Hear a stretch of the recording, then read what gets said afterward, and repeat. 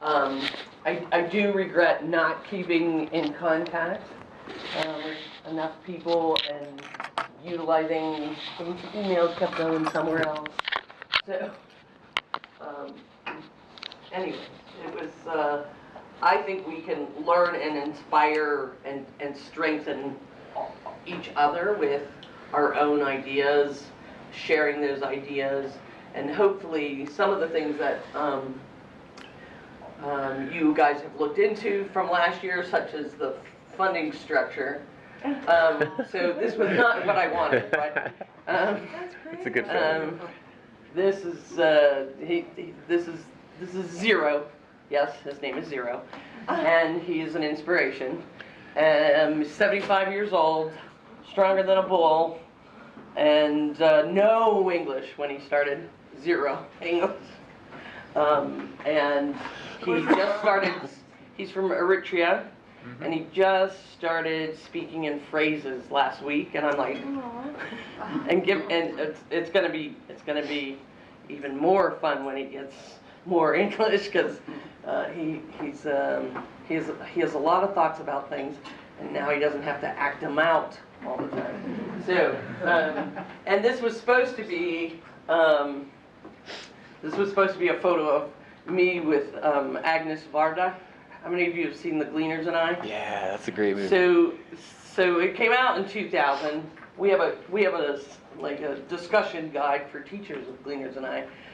Last week they showed it in Tucson, and they had a statue of her, not a statue, a paper, a cutout. And so I have some really incredible photos of a realistic cutout of this woman. It's a famous French director, and it's more dumpster diving than gleaning. Sydney? Yeah. The woman who wrote The Gleaners? Yeah, she's the director. She's still getting recognized for that film, which is 18 years old. So pretty amazing. Anyways, I couldn't get it in. It's a great photo. It is. So I know this is not. I know this is not a refugee orientation, but given the crisis, global crisis right now, I'm going to do, I don't know, 4 or 5 slides about refugees. Since there's nobody here from Wyoming, you have refugees that live amongst you, and so. Are you aware of refugees? Do you know the difference between refugees and immigrants? Why does Wyoming get a lot of refugees? They get zero because they have zero people. They don't have an organization. There's 9 organizations nationally that resettle refugees and send them out to their satellite offices in all the other states. So why did they go to your area?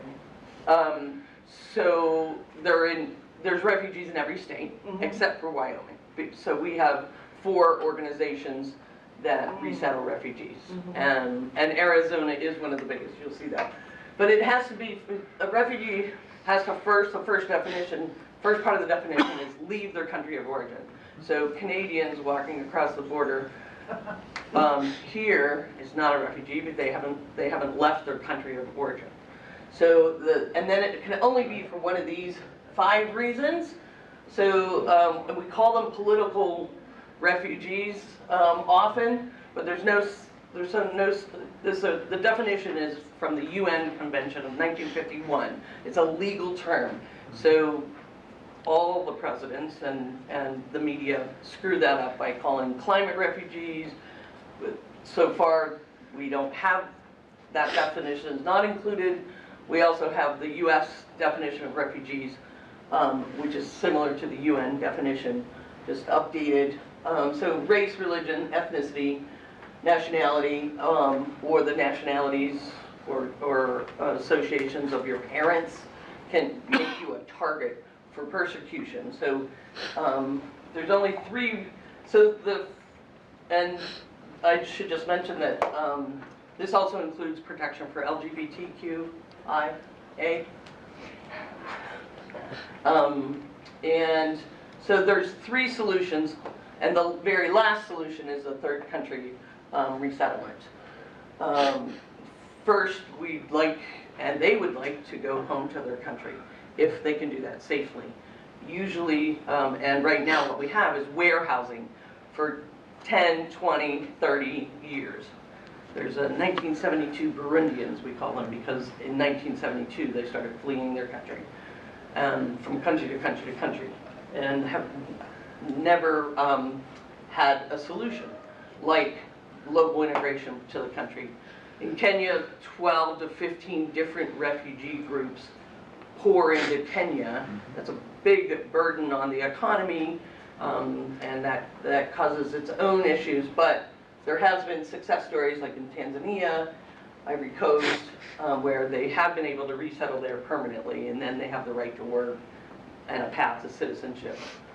And all refugees arrive here as refugees and have the immediate right to work and a pathway to citizenship in 5 years. So, and they have services, from these refugee resettlement agencies for 4 to 6 months, and then hopefully they're literate and they speak English and they've got reaccredited. If they were doctors or engineers in their country, they can start paying back. They come with debt because this is America, and they start paying back their airline tickets that brought them here. So it's a tough road, and so we come in as early as 3 days off the plane or at the airport, or 2 years after they've gotten some settlement, but we want to encourage them to get out of the social isolation. We want them integrated in the community, and we want the gifts that they bring here.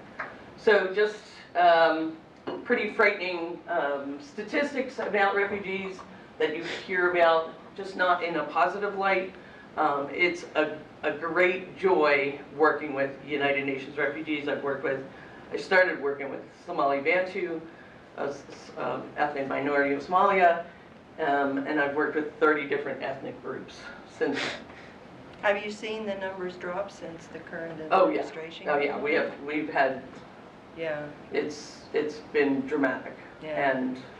and we hope that it hasn't weakened not the strongest system to begin with, but the ban is over at the end of February, and so we are seeing a little bit more of some bigger numbers, but mostly just from Congo. So to give you an idea of where people are coming from, going to, and of course the civil unrest is then just exacerbated, and hunger increases because of climatic events and yeah, the severe weather events, excuse me. So, all right, oops. What's this? Oh, so this, I just looked at, so North Carolina is the only one here, right? North Carolina? Yeah, that's, so in the top 10, but like I said, everybody else also has refugees. We're number 6. We have a lot of resorts and entry-level jobs, and Arizona has been open to refugees for a long time. So those are some of the reasons that they are resettled there. And just to give you a breakdown of the countries that we're seeing in the last couple of years, still, and it's not necessarily distributed equally from state to state or even city to city. So, all right. So, any questions about refugees specifically? Every state has a refugee coordinator, state refugee coordinator. You just Google refugee resettlement, name of your state, you'll get who are the players, and I would contact them directly and see how you might get involved with that organization. Yeah, go ahead. This is maybe a silly question, but how long does the refugee retain that status of refugee? Once they're resettled, are they no longer considered a refugee? Or? No, they're considered refugees until they're citizens. So, and the citizenship, if all goes really well, is at 5 years. Some of them, after 5 years, still consider themselves refugees, like self-identified. Yeah. Some of them don't identify with the country that is on their paperwork. They Yeah. identify where they were born, where they grew up. You can imagine whole generations being born in refugee Yeah. camps. Look at what's happening in Gaza. Outside of- yeah. So, and I just wanted to give you an idea of I'm not sure why this is placed here, but it is. So there's a city outside of Phoenix called Litchfield Park, and they take 2 weeks in December, January, and they pay Gleaners to harvest 150,000 pounds of Seville oranges.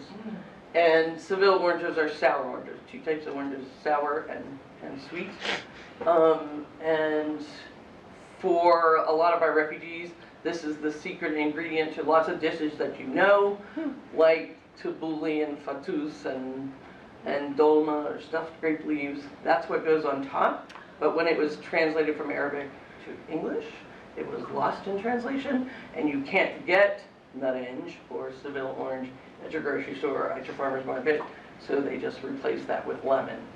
So, so we're trying to bring it back in a variety of ways. But so they pay 100 for Gleaners to harvest. I think it's either a landscaping company or city workers, and then all the streets are lined with these trees, and then they pay to landfill it. So, and this is just one city, one example of one fruit. So we've got a lot of work, and so I'm looking to get these fruit outside of the state legally, since we're quarantined for all citrus in Arizona, to get them to some of the centers where the Iraqis and the Syrians that would be most grateful to have these fruit, because otherwise they're being landfilled. So There's no Yeah. compost facility there? There's no industrial compost facility? no, there are composting facilities and a lot of innovation and technology happening in southern Arizona, just not here and not yet. So we're working on that. So Barbara, are these actually being dumped, or are these going to be salvaged in No, some these way? are dumped.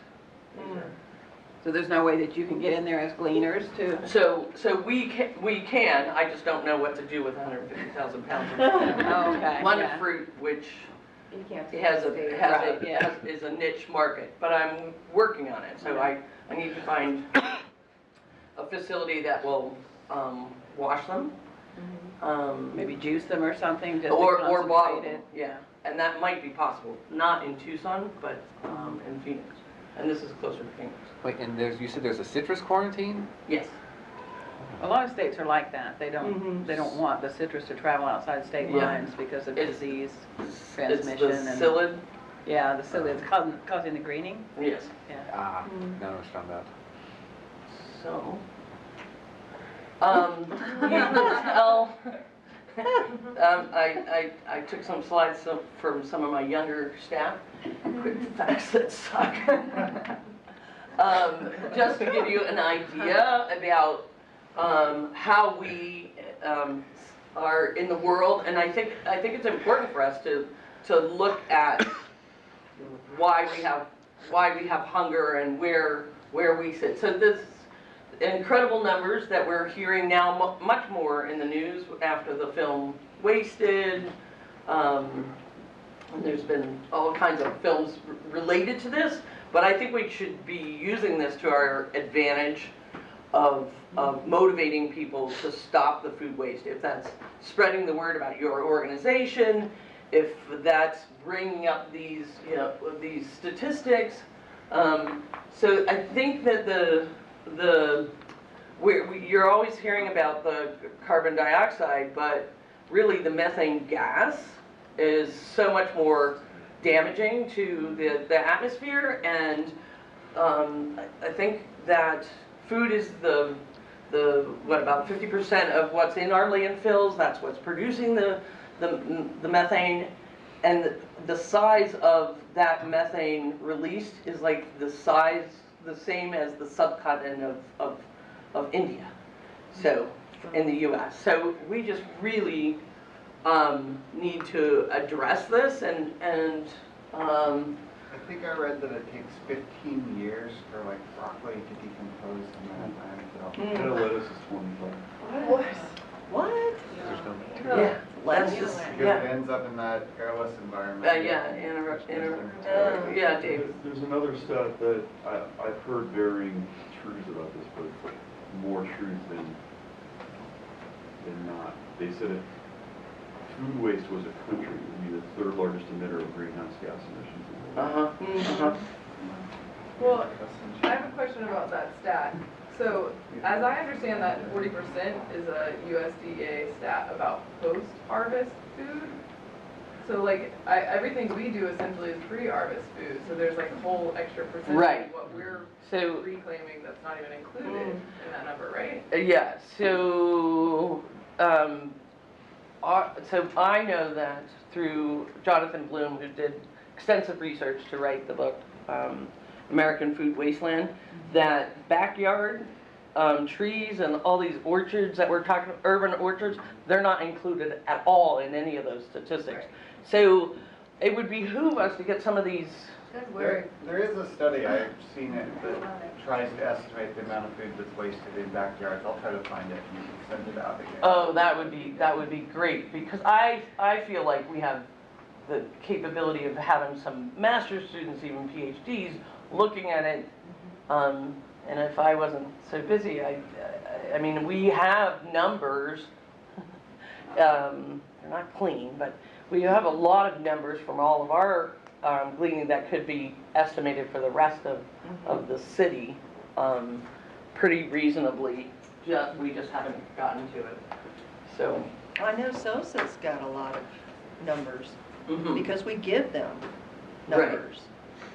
Right. So, I don't know. And We post some, and then we could probably just through an inquiry could get Right, the numbers. I'll see what I can find out Yeah. if there's a breakdown on that. okay. so, our food is much cheaper than almost anywhere else in the world. This food is costs less because of subsidies that we have. We're, with our subsidies and with our food donations, we're harming countries that we donate to because we're undermining their whole farming system, their whole local agriculture, by dumping on their dumping soybeans, for instance, or wheat. And then lastly, the cultural facts is, I think our waste is enhanced by what I call the orphans. We've got a very strange way of buying bananas in this country. I would like to do a study on just how other cultures buy bananas, because if you go into the banana produce part, there's we never buy bananas in a bunch. We only buy orphans, which gets pretty creative with my husband with English as a second language. What he comes home and says, what he couldn't find or could find. I couldn't find any singles. What? Singles? Orphans. So orphans are single bananas.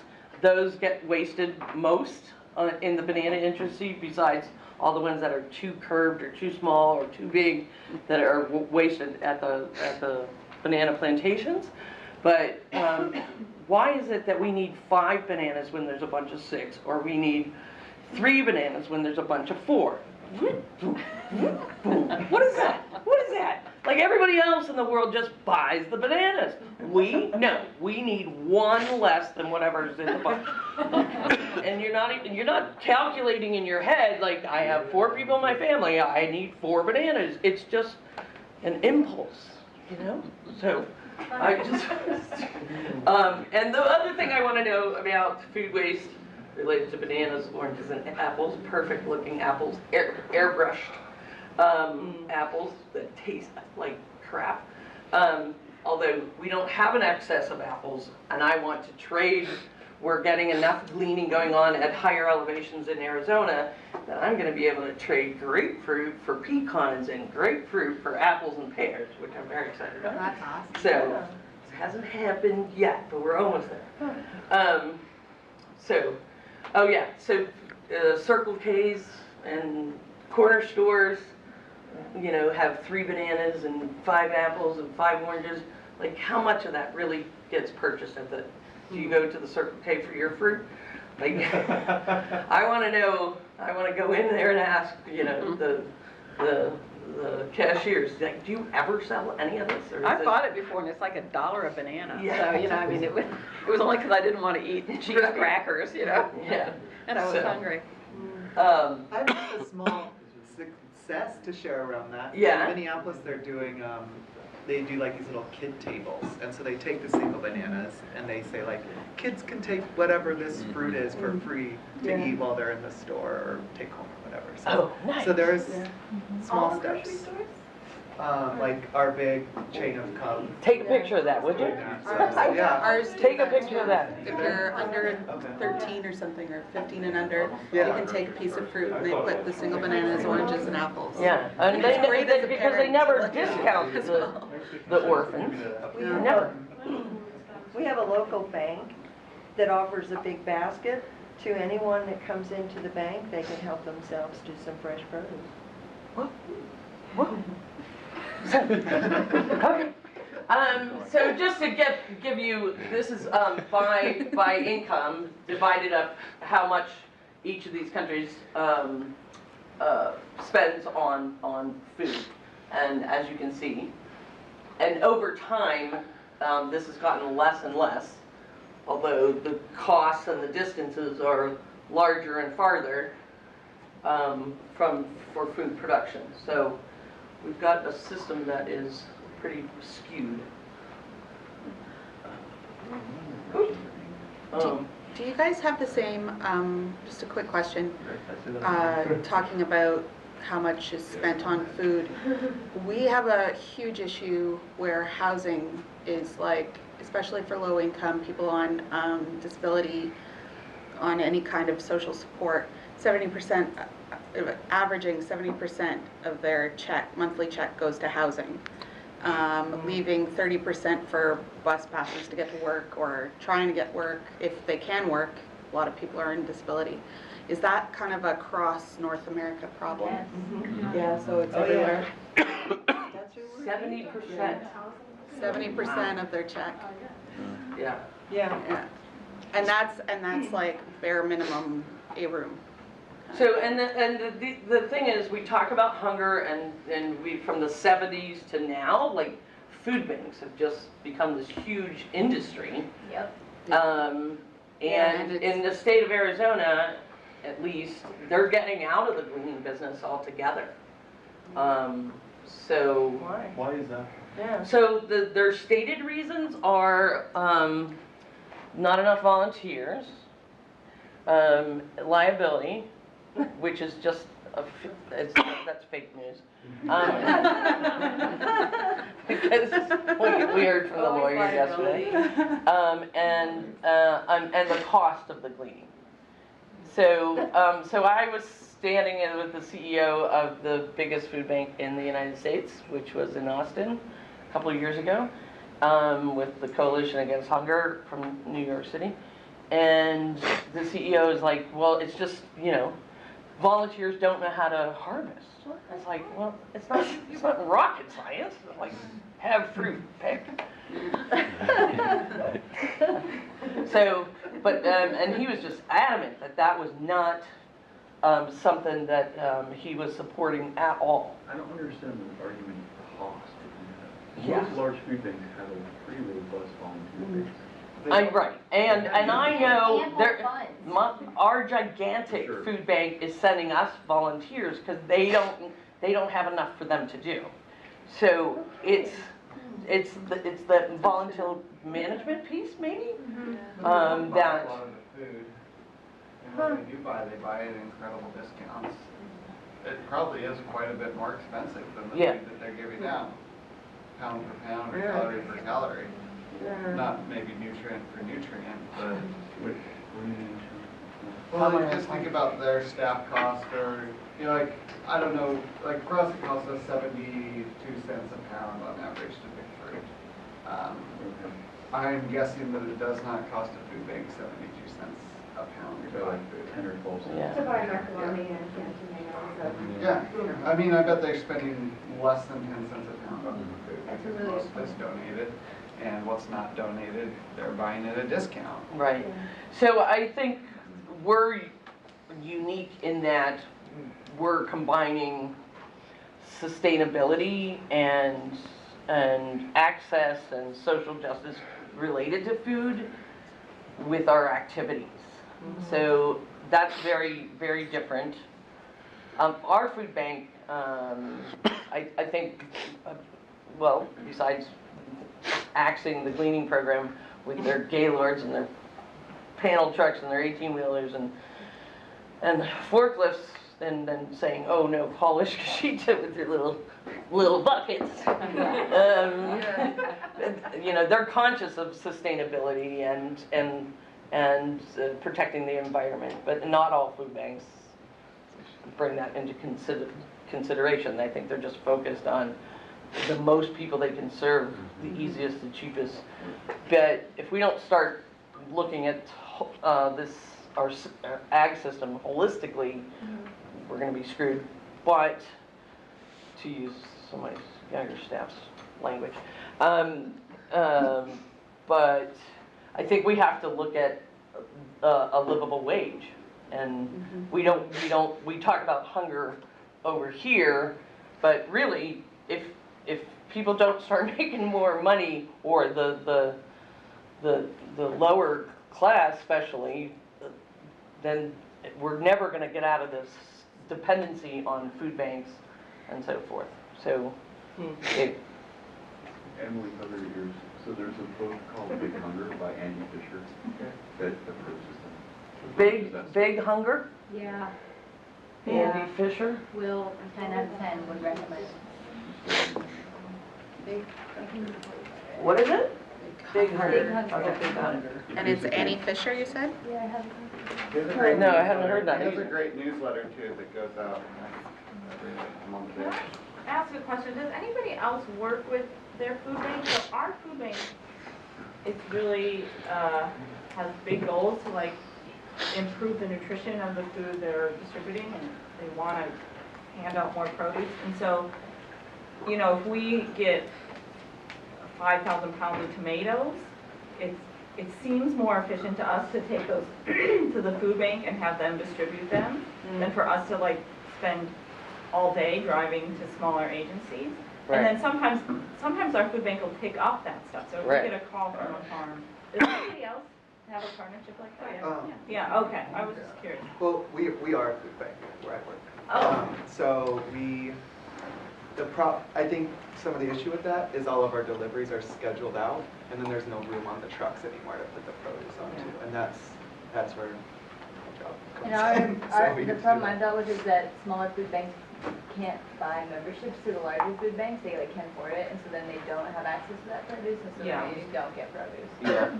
I'm aware more and more that's happening in my community. We work with food banks because we get trailer loads of produce sometimes. We'll have a farm that says, you know, I've got 4 truckloads of watermelons.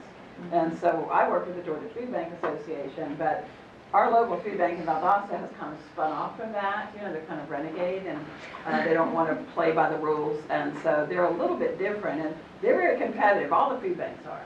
So usually they'll respect us, but my local food bank, I have to be really careful, because if I send them to a farm for watermelons, they're going to start calling that farmer every week. Right. You know, and kind of going behind my back. Right. And so that's where our relationships with farmers really come in handy, because we try and maintain those relationships so that they'll say, oh no, you know, we're going to call SOSA. And even though I'm going to turn around and probably call that local food bank, because the way that they work is you're supposed to work with the one closest to you and then branch out if they can't take it. And our food bank, if they get overloaded with certain things like cabbage and watermelon, so in that case I'll call Atlanta or Savannah or Macon or anybody that wants to send a truck. Usually they don't want to go that distance, but then we work with other warehousing, other nonprofits that have warehouses and trucks. So, we have plenty of resources, but we have to work with the food banks because we don't have any infrastructure. They've got the coolers and the trucks and the forklifts and the. Do you do any education with those food banks on produce handling? Like one of my biggest frustrations is when I just watch food banks like dump crates of peaches or tomatoes. We work with them a little bit. There's a food hub up in the corner, northeast Georgia, and they take in produce from the 3 surrounding states, and they have a flash freeze facility there. They've got huge nitrogen tanks, and they have lines for processing food. So what they do is they take it in. We donate to them quite a bit, especially apples when we're up in that area. And so they have a sorting line. Well, they'll sort the ones that are bruised and can't handle any more transport from the ones that could go out as fresh fruit. And then they process the others. Our problem is that our food is free.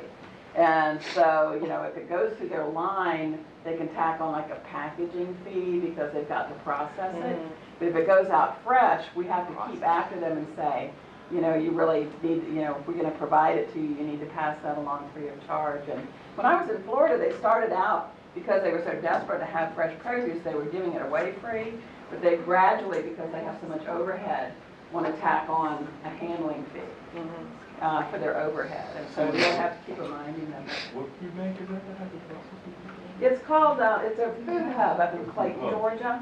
And it's kind of it's really innovative. They have a teaching kitchen and they have a farming incubator there and a canning facility for the community. And I think they got like a $6 million grant and they bought a Bilo grocery store and they gutted it. And so they have really high capacity because they're pulling in from Alabama, North Carolina, and South Carolina, so they can get a lot of produce through Who there. wrote that grant? What's the coalition? I'm not sure who the food bank wrote the grant, and I'm not sure if it was a federal grant or where they got it from, but it's sort of like a pilot program for food banks. We have one food bank, we're in a small area, and they weren't able to get enough food out, so they came to our county with a pilot program. I think I've mentioned this, but they brought in a refrigerated trailer and parked it at Haywood Christian Ministries, who had enough property, and agreed to share the cost of the electricity and things like that. And they're delivering every 2 weeks food that we can't glean. Bananas and grapefruits and, eggplant or whatever they have purchased. They purchase a lot of their food. Right. And there are other counties now coming to this pod to pick up food. So eventually, we hope that they will be able to put these truck trailers in different areas around us where people can go and get the food, but they came to us because we have the network to deliver the food. Because a lot of our recipients can't go to the pod and pick it up. There's one old lady managing the Pine Street Community Kitchen, and she can't drive. So. Hayward. Oh, sorry. Sorry. Hayward harvesters. No. So, talking about working cooperatively together, that is the meaning of Iskashitaa. If you're afraid of the word, just say it with me. Iskashitaa. You didn't say it. Perfect. So what I find, when I first started with the community food bank 15 years ago, I went out on some of their harvests just to see how they did it. 15 years later, they've actually put us on their website. So that took a lot of politicking and knocking on the door, like if it freezes and everything's gonna be really, really difficult and you're gonna give our cell phone out to everybody, recognize us. So 15 years later, we're recognized. So, but the food bank, the people that are doing, the volunteers doing the gleaning are usually the truck drivers, which are paid from the food bank for the 4-month, what used to be their 4-month citrus season.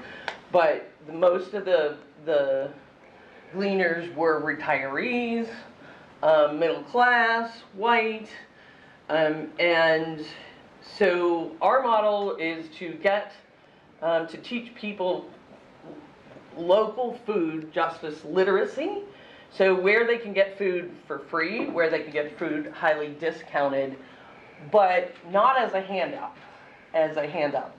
And so that's what the model is that Iskashitaa uses. And by no means are we all, not all the volunteers are refugees, but a large portion of them are. And then they help get, they help us get to more families, because they'll take more than just 50 pounds. They'll take, 200 pounds and then distribute it to their extended family, or they can consume it all in a big family of 11 or 13 or 20 is the biggest family that we deal with. But they do, we do have large families to feed, and we get feedback like, when food stamps run out, you're the only reason that our family is able to make it through the end of the month, because they have fresh fruits and vegetables, and we also do breads. We used to do other stuff, but oh yeah, I forgot. We do meat. It's alive when I see it. But last year was our biggest meat year, which was 77 chickens, 50 turkeys, 25-pound turkeys in my parking lot. And 580 tilapia, which I told that story last time. Yeah. So lamb's quarters, purslane, amaranth. I went to a funeral. Well, and so funerals require running water. In the Hindu religion, we don't have running water in Arizona, readily accessible except for the waste treatment plants. So I pull up, and the ceremony is happening down by the running water, and everybody else is out there and have big bunches of green stuff in their hands. I'm going, they're collecting flowers, because I'm like, flowers, funeral, not understanding what's going on. So I get down there, and they all have big, huge bunches of amaranth. Polonge, baba. I'm like, wow, okay. And so we started to harvest amaranth in bigger numbers so that they could have the taste of home. How was the polonge yesterday? Oh, Barbara, it was like the taste of home. So I was wondering if the refugees ever share or teach the locals how to use food that the locals don't use. Like, we have winter squash. A lot of locals will turn it down at the food pantry. yeah. They don't know what to do with it. I'm happy that my husband just sent me a picture of an empty sidewalk to my house, because it was just 2 days ago had thousands of winter squash that we've been slowly getting rid of. But this is part of our partnership.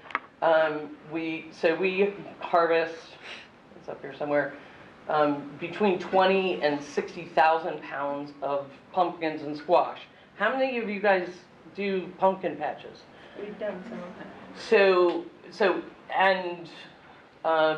I grew up in the East, but pumpkins have, the nuances of pumpkins and urban pumpkin patches has changed, so that we get the blue ones and the Cinderella ones, which are highly nutritious, highly dense. Where's the nutrient density person? Yeah. So, and super heavy, very little cavity. And so those last outside in the shade. We've had one last for an entire year. But this week, I managed to put something on Facebook. I need somebody going in this direction to go to a rural area, of course, why Arizona, and take just hundreds and hundreds of these. And my husband sent me my sidewalk, and it was empty. So, but, and also getting to the refugees going out, we do cooking demonstrations. We do recipe capture, not easy. I run around with cups and teaspoons and trying to measure everything as it's being poured in. But encouraging people to try different things.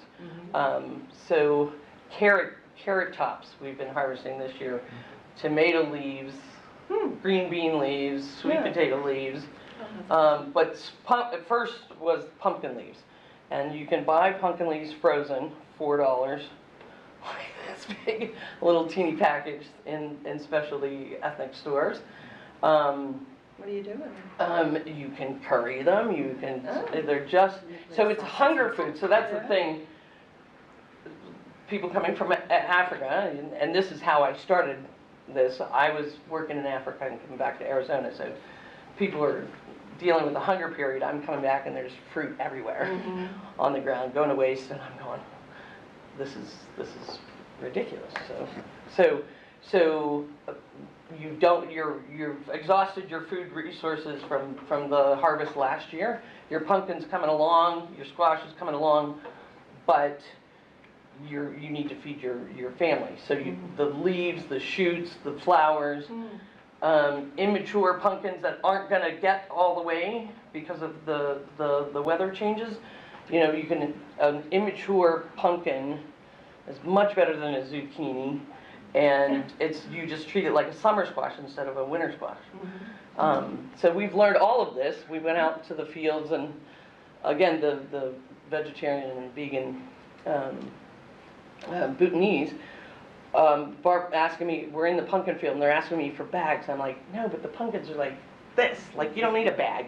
And I always have bags with me, reused. And they saw the tractor going over I think I told you guys this last year. They saw the tractor going over the pumpkins, and they wanted to high grade and just take the seeds out because that is their protein, was squash seeds that are made into something called barsico bien, which is fermented pumpkin seed paste that they use as a condiment to flavor their food. So we're learning techniques of how to flavor your food, how to sour your food through fermenting and pickling, so without high concentrations of high fructose corn syrup and salt and MSG and the things that we've been trained to be addicted to. So these techniques we're trying to share more with the public. We have a huge festival called Tucson Meet Yourself, which is often referred to as Tucson Eat Yourself. But we do food demonstrations there and share some of these recipes and preservation techniques that could serve us well in the future if it continues to get hotter and hotter, like it has been progressively getting harder. No, there's no such thing. Yeah. In my desert environment. So maybe we won't get to a point where we won't see the pumpkins live out their whole life. But now we have techniques to learn how to eat the leaves and the shoots and the flowers, utilize those more. So I don't know why this is so small, but I don't read my slides. I guess you know that. And so every year I say I'm swimming in grapefruit, and one year we were partnering with this private school, and they had a gigantic pool, and I said to the headmaster, can we fill the pool with grapefruit? She's like, yeah, how about Friday? And I didn't really think it out correctly. A larger pool means it's colder after our winter, so it was May and it was really cold. And of course I had a 12-year-old trick me into jumping in. We were going to jump in together. He just watched me jump in. But it was a media stunt that didn't work. I wanted, national news, swimming in grapefruit, to give people that picture of food waste. Yeah. There's so much of it. So I didn't tell you where the pumpkins and the squash went. So the squash went to Y, I did tell you, but the rural areas, I'm starting to think that we should be sharing and partnering urban to rural areas, and that we can meet and harvest at the same locations So just getting them into gleaning on their own with, because they are so much more food insecure than the city, the larger cities in Tucson. And then again, we saturate the grapefruit market to the point where food banks will say, no, none, we can't take any more this week. So then we have to go farther and farther, but more importantly, the higher elevation rural towns don't have any citrus. So they're loving it. And so just trying to make partnerships that are reciprocal, such as trading what you have an abundance for in a different season than what we have. So, and I have really high hopes that that's going to work. Just a little bit. This is just how we started out. Yeah, these all have like 6 children now. It started out as a youth program. It's harder to incorporate the youth during the work week because they're in school and it's bloody hot when they get out of school. So we get our youth program ebbs and flows, just depending on who's who. And that just gives you an idea. This is one of our original neighborhoods that we mapped specifically. Then now we're just all over the city, outside the city, with lots and lots of different weird fruits. So, oh, what happened to the fonts here? So I don't know how many of you, well, I do know there's a couple of AmeriCorps members here, VISTA members. We also go through Goodwill, and we have youth interns that they pay that work in our office. So that might be something that you can look into as well. And most recently, we've been able to hire refugee youth, so that increases our language capability and our reach into their specific ethnic group. And right now, we have like 5 different countries that speak Arabic, so so we still have the diversity of Eritrean and Sudanese and Iraqi and Syrian, but they all have a common language, not necessarily their first language. But, and the alternative breaks we talked about yesterday, and a little bit today, and of course faith-based organizations. I would like to do a membership through the faith-based organization, so depending on how big and how important food justice and refugees are to the congregation and how well off they are, anywhere, you know, from $100 a year to $1,000 a year, systematically going out to the faith organizations. Has anybody else done that?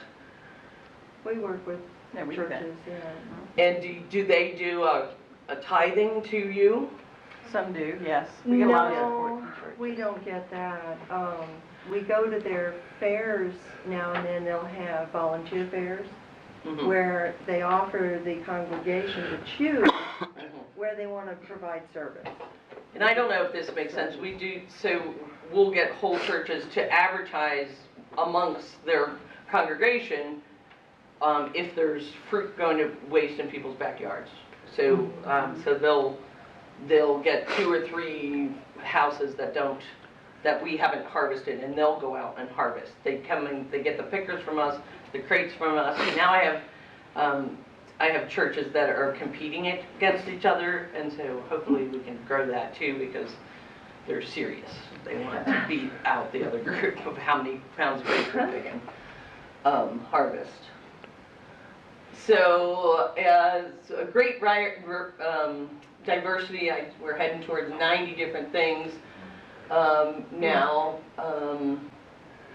What was fiddleheads was last year was the first time we'd ever harvested fiddleheads, and that was totally run by the Bhutanese, because I saw it on Facebook and said, "What?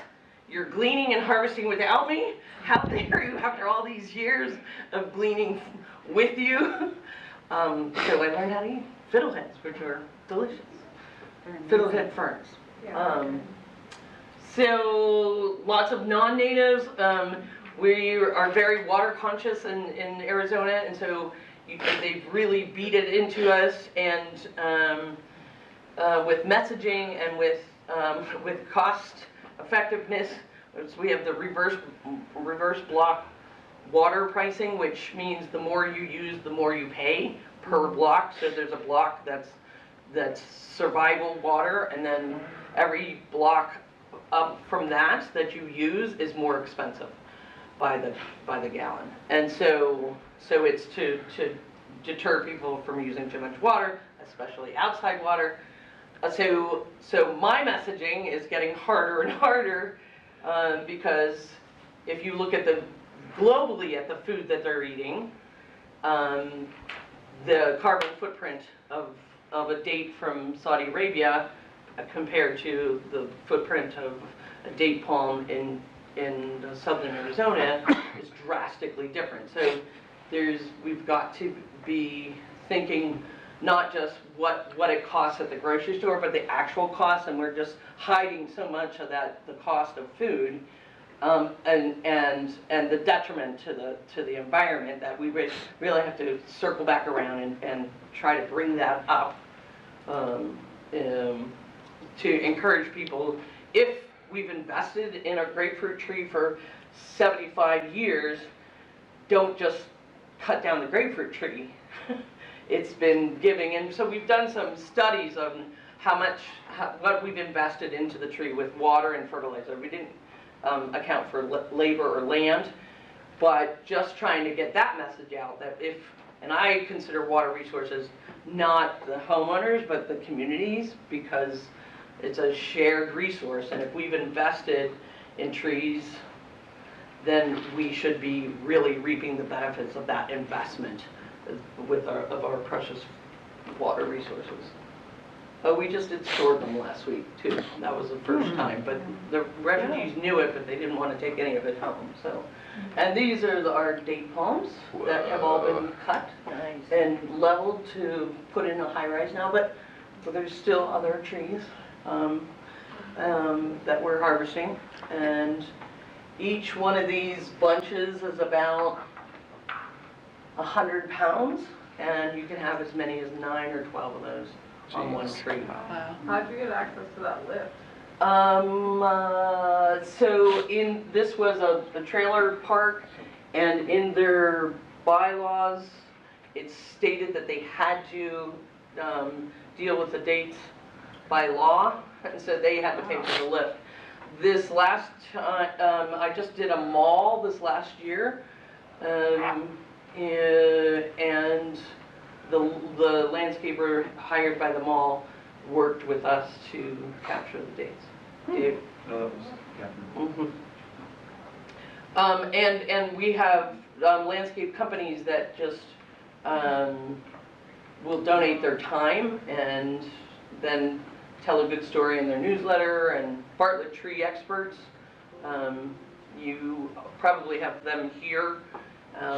Just say they're doing it in Arizona, why don't you do it in whatever state you're in? So we can compete. This is a amusement park, and all those blue bubbles are date palms, and I have failed here, but I will succeed. And to try to tell them that their marketing and their messaging of feeding families should outweigh what they pay to landfill every date palm every year a little bit early, so that nothing falls on the ground. So, and just when you think a shrub can't give you 321 pounds of fruit in 1 year, we weighed it out. 321 pounds from a pomegranate shrub. Just blows my mind that it can be that much. And if you look at the price of pomegranates in the stores, it's still one of those fruit that is seasonal, opposed to all the other fruits that you can get all year round. Pomegranate you can only get it in a certain season. But it's getting bigger and bigger because we're bringing it farther and farther away. We partner also with orchards and farms and research centers through the university, hydroponics, aquaponics, and it's great exposure and education for our volunteers, but also for the refugees to see the different forms of farming that work in the desert. This is, we harvest, it's probably still early for garlic, pickled garlic, but we harvest 5,000 pounds over 2 or 3 days. I love garlic. That, yeah, so it's the hardest day of work ever. There's a picture of me on Facebook, just flat out, just beat. We do this in June. It's really hot, but that's when the garlic, 16 varieties of garlic. Who knew there were 16 varieties of garlic? And so I was all proud, and we take 10 pounds of garlic home with us. The other 4,000 pounds stay with them, right? So each family gets 10 pounds of garlic at the time of the harvest, and we do a farmer vegetarian meal with everyone together.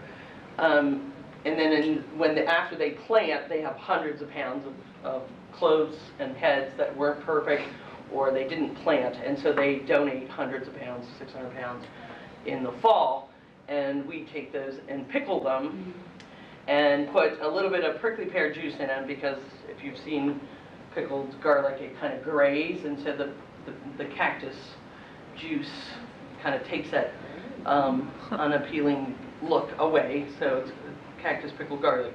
And this is open, and so it takes, so it's like, it gives you the benefit of eating fresh garlic, which is usually too powerful, overpowering, and this, so you get the benefits of uncooked garlic, but not the harshness.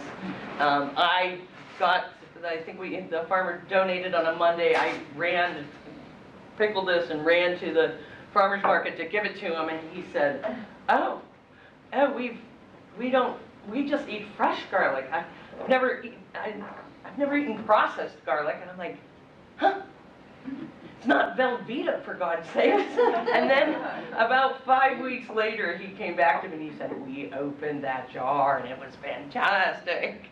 So it was just, I was so proud. I got it in 48 hours, had it pickled and back to the farmer to impress him. And he's like, oh, we don't eat processed garlic. That's funny. So. This is the hydroponic tomatoes that we do every year. We take down the experiments, and this is another one, and sometimes with the farmers also. Unlike, we have to be careful with some of the farms and orchards and the work that we do, because these people are a vulnerable population. They haven't had medical care in a long time, sometimes. So it's not like having city folk coming out to the farm for the farm experience. You can't work them to death, and I have to sometimes have a talk with these people. This is the people. This is the hunger population that we're talking about. It's not just a fattened up middle class person that's out there for once. No, these guys are not paid and have very little money, so it's a survival mechanism. So sometimes I just have to remind the people and our partners that we work with about those challenges. Oh, too many.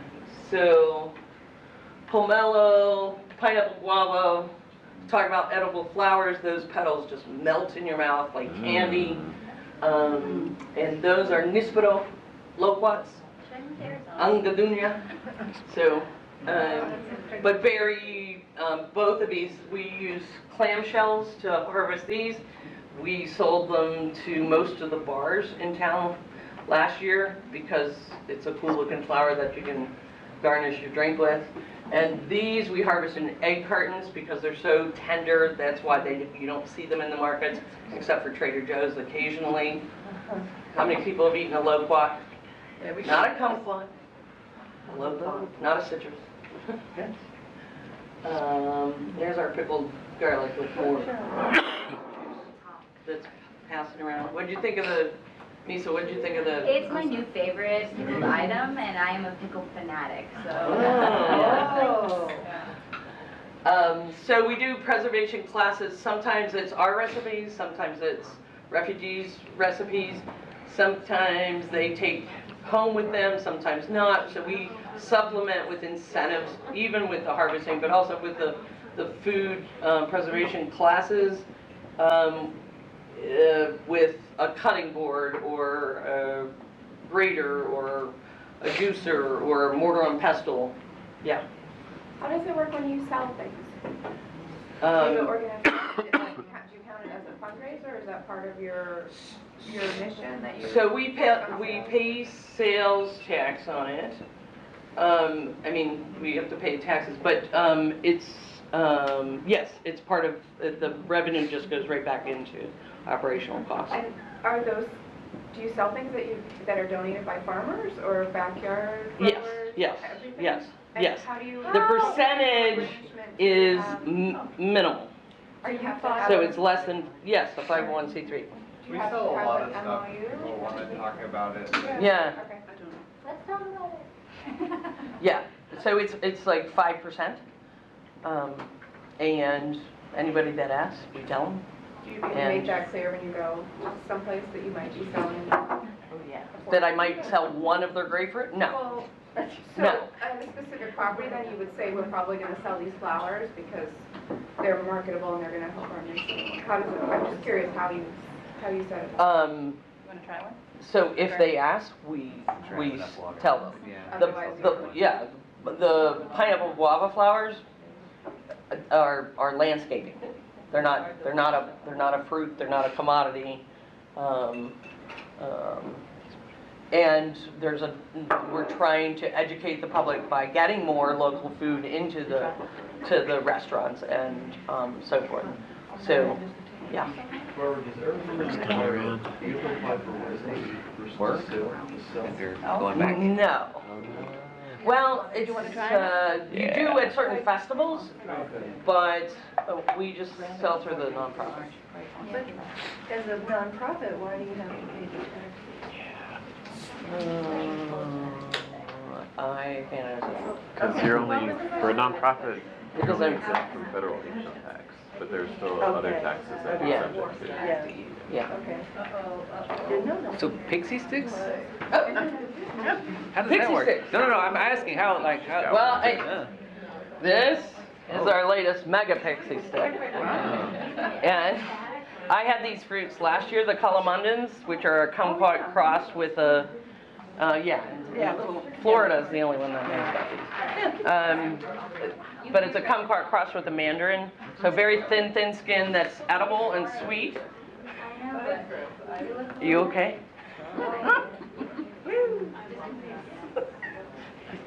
So we dry them and grind them and then powder them, and then we salt cure them and powder them, and then we have chiltepine, which is our native, one of our native chilies, and then a little bit of our byproduct from candying pomelo and citrus rinds or barrel cactus fruit or whatever we're candying. We don't just throw the syrup out, we dry it and grind it and add it to this. So it's more of a savory. Does anyone have a knife or? Use one. Do you want to just cut that open? Which side looks weaker than the other? That one seems like it's already open a little bit. Yeah, so just cut the whole thing. So the pixie sticks, yeah, so we're into drying lately, pickling and drying. The Bhutanese refugees can pickle A to Z without any vinegar and without cucumbers. So pomegranate pickles and tomato pickles. So just pour, yep. So through the fermentation process they do this? Is it like fermentation? So the pickling is through fermentation that normally would be buried underground, now is just done in a bucket. Right, and then like just kind of a Yeah. plate to hold it all down like you Yeah, just no, said. big rocks. That's pretty great. Yeah? So it's got chiltepine. Kind of a good We have chaser, too, the access to a commercial kitchen. Yes.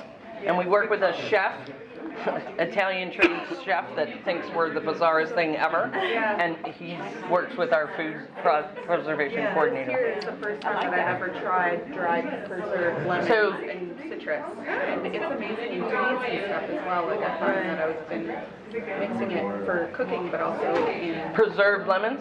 yeah, like engraved and then ground into like powder. Oh yeah, we did this. We take the peel off of lemon, grind it into a powder. Yeah. Amazing. So like I'll never do zest again. No, why? Exactly. So can you see this like pixie stick in your pocket? Oh, yeah. Going on a hike, Yeah. replenishing electrolytes. A little boost in the middle of the afternoon So what's in instead of that? coffee. Or biking. So what's in that? There's peppers. It's mostly fruit. It's the fruit ground. So Peel. it's the peel, Ground peel. and no, but the whole fruit. The Oh, whole okay. fruit. So the meat is very tart, and so the whole thing is in there. So it's mostly so. I don't know. More came out of dry, chilled turkey. Barbara.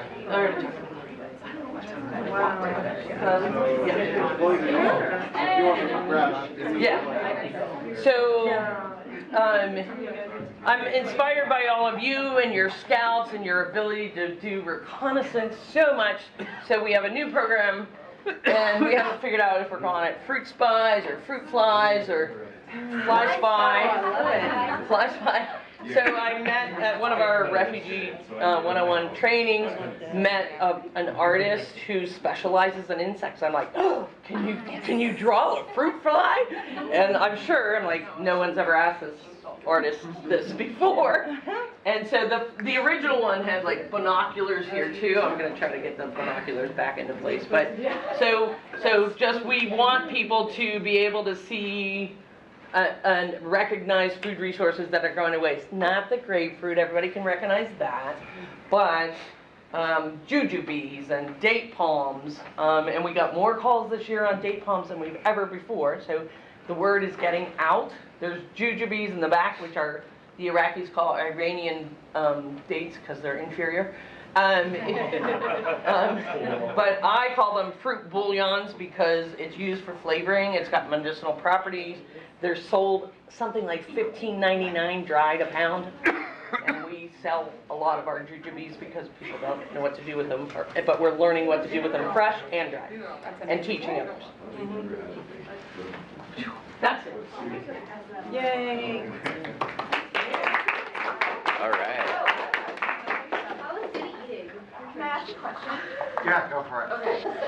I'm curious, this is for you, but also for everyone, and this is Misa's question. This is Misa's So question. maybe Misa should ask.